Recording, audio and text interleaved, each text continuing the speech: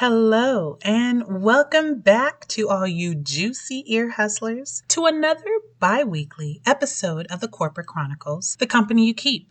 Okay, so before we get into this story, let's go ahead and take care of some of the formalities, shall we? And please don't forget to hit the like button as well as the subscribe button so you'll only be a notification away from the next episode. So, just a reminder that this podcast was designed for pure entertainment purposes only, and it is overly dramatized and somewhat embellished to protect all innocent parties involved, if there are any. These stories may or may not derive from real events that could have occurred to either myself, family, or friends. These episodes could hit home for a lot of people as we've all had to endure some type of dilemma, slander, awkward moments, and even unwanted advances from people you'd least expect within the corporate world. I say all this because I want you to keep in mind that these stories are being told because the corporate world can be the biggest beast of them all. Yet it hides behind this white collar, white glove image from 1,000-yard view. But I'm here to help you remove your rose-colored glasses and give you an upfront look of some salacious, crude, unsolicited, and thought-provoking scenarios. Once you've heard the story, as I've told it, it's up to you to decide whether it's based on real events or simply fiction, and how would you handle the same situation if it happened to you. You will now become the narrator and complete the story as you see fit. So I implore you to sit back, relax, and listen to a tale of TNTs for your pure entertainment pleasure. Episode 8, Missionary Impossible. Okay, for this episode, I'll need you to travel back with me a mere few years ago to where I had a year left in college until completion, and I needed a job that was going to be stress-free. As most of you may know, that your last year in college is very crucial and usually is a bit more stressful than previous years because all of your focus is placed in this last stretch and all other distractions should be put aside.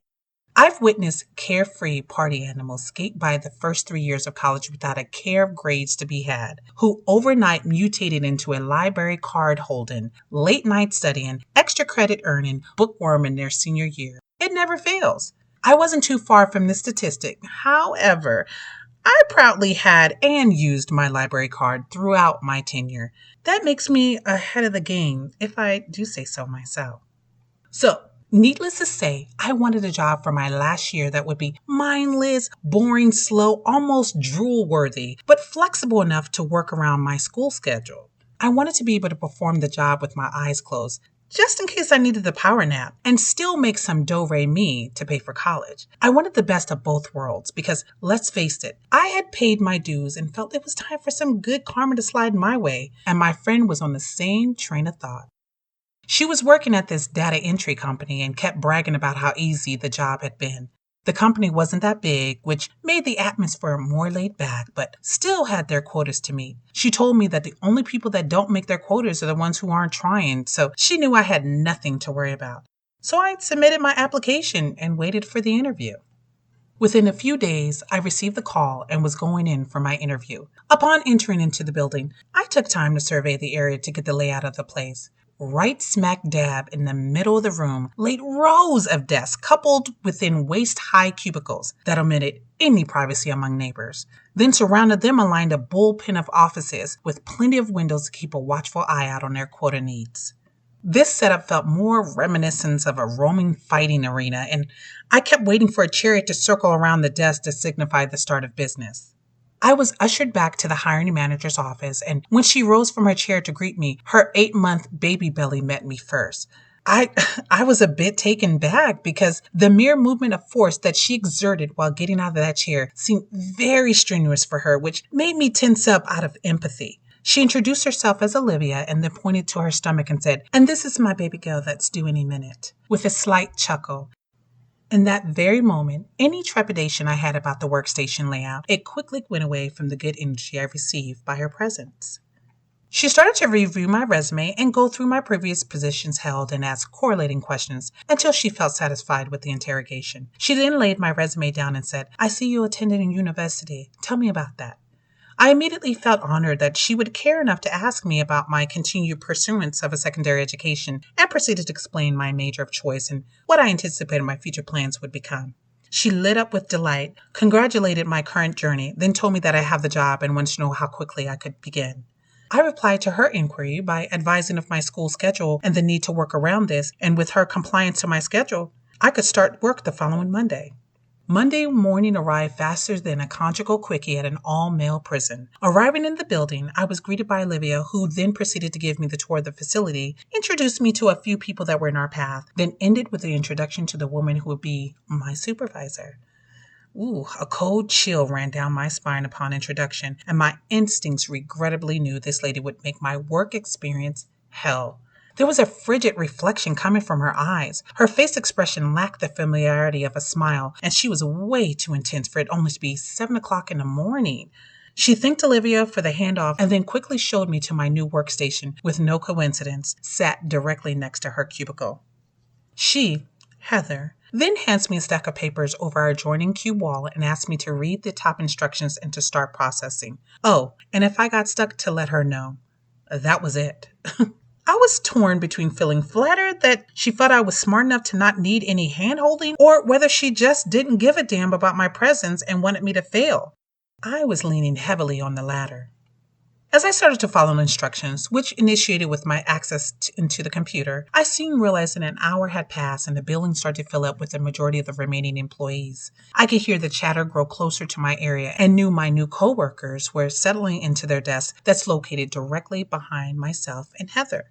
I waited a few minutes to see if Heather would get up and introduce me to my teammates, but she was too engrossed in her computer screen or just a total incompetent. Out of plain curiosity, I turned around to take in the view of the filled room of faces and to also get a gander of the people who's on my team. I was met with side eyes, smirks, whispers, one smile, but more so confusion and printed expressions.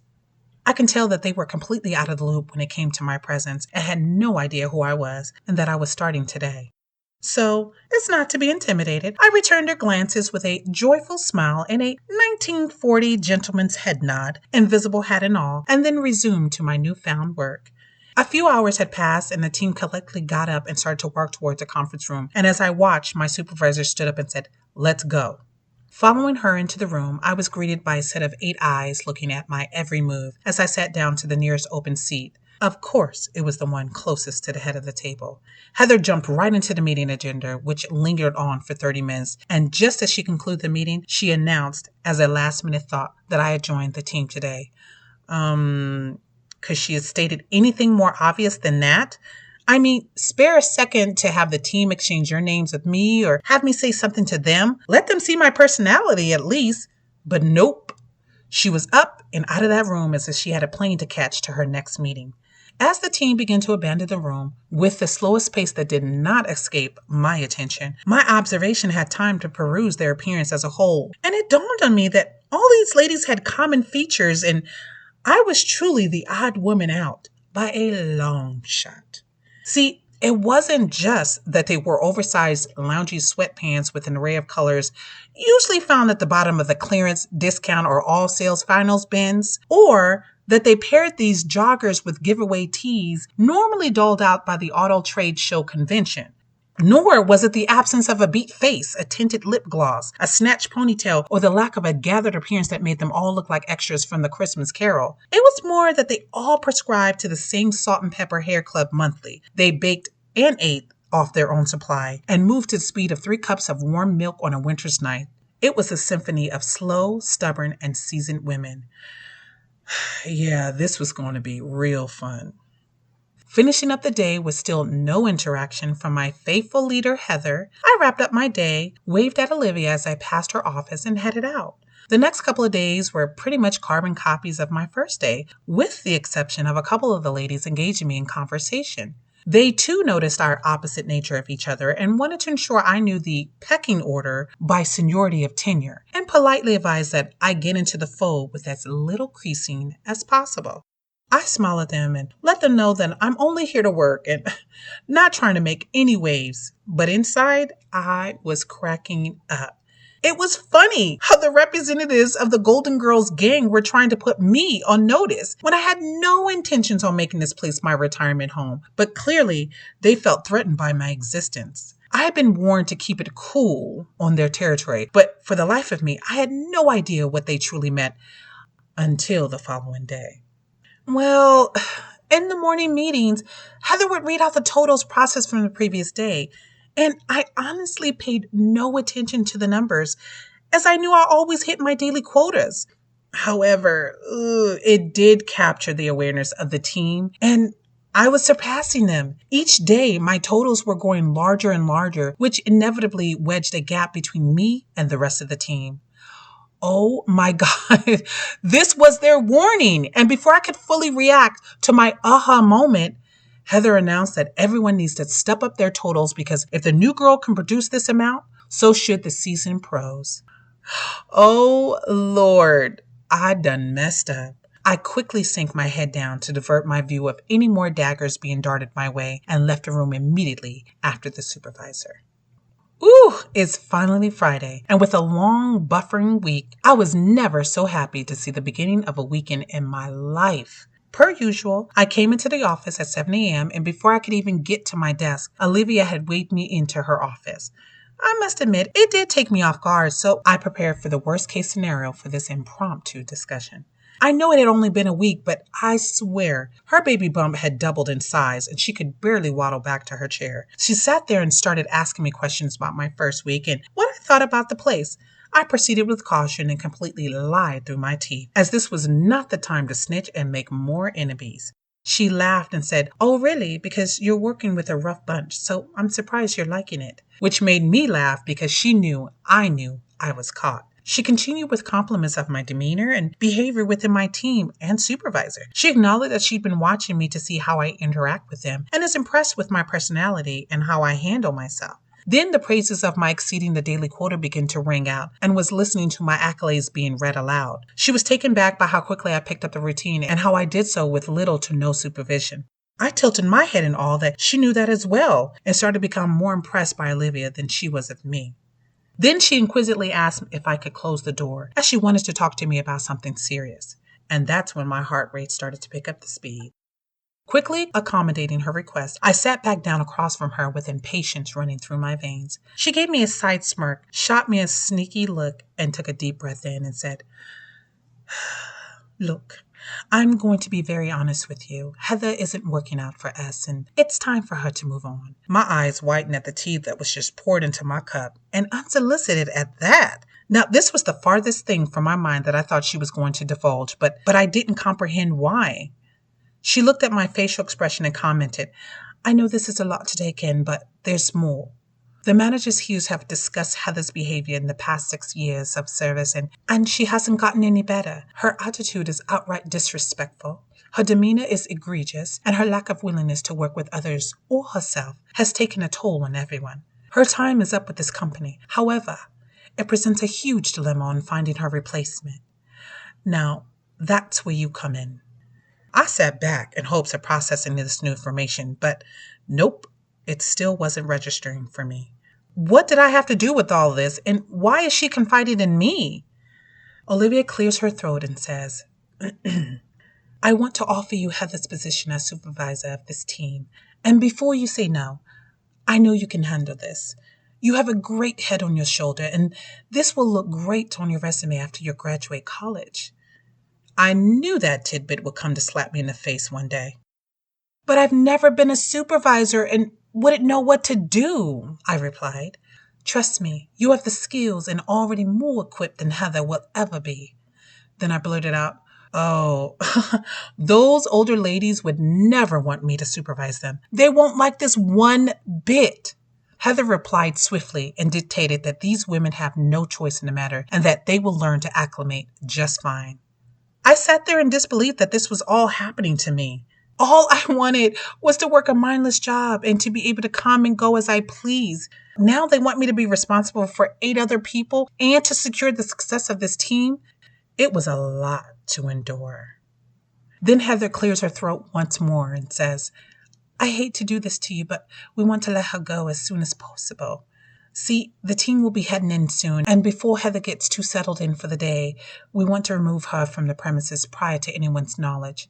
So we'll need to move quickly. Are you willing to step in and take over the position? Olivia asked. And looking at her plea to me, I could tell that she really wanted me to say yes. But even more so, I saw her desperate desire and need to get rid of Heather once and for all. She actually reminded me of a person stranded on a desert island that saw hope for the first time after being abandoned for many days. It tugged at my heart just a bit. However, I didn't take this job with plans of being in charge of a team of cranky women who would immediately despise me once the news broke. I had a lot to think through, but no time to do so, and was forced to give her an answer on the spot. So, now that you've heard the story, as I've laid it out to you, that just leaves me with only one burning question for you. What would you do in this scenario if you were in my wedges? Until next time, stay diligent.